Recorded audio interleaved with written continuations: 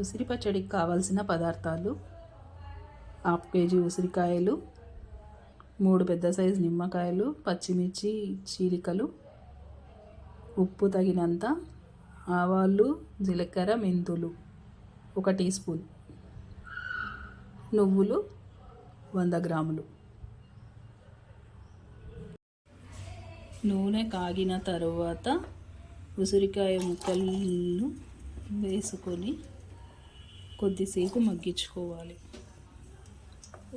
ముక్క కొద్దిగా మెత్తబడాలి.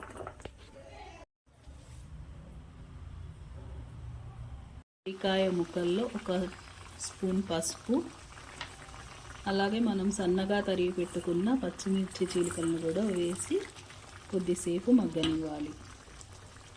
కొన్ని పచ్చిమిర్చిని కూడా మిక్సీకి వేస్తున్నాండి. అందులో చట్నీకి సరిపడంత ఉప్పు వేస్తున్నాను.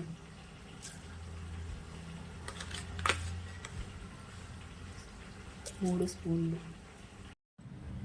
ఇలా చేతితో పట్టుకుంటే ముక్క మెత్తగా ఉండాలండి.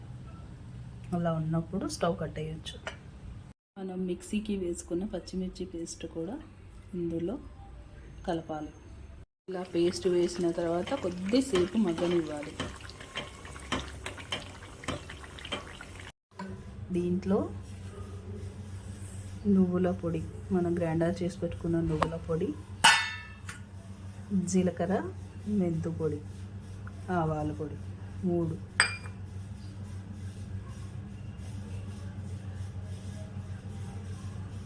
వేసుకొని కలియ పెట్టుకోవాలి.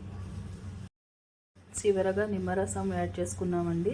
ఎంతో రుచిగా ఉండే నువ్వుల ఉసిరి పచ్చడి రెడీ అండి. నచ్చితే కనుక మా ఛానల్కి ఒక లైక్ కొట్టండి, ప్లస్ షేర్ చేయండి, సబ్స్క్రైబ్ చేసుకోండి.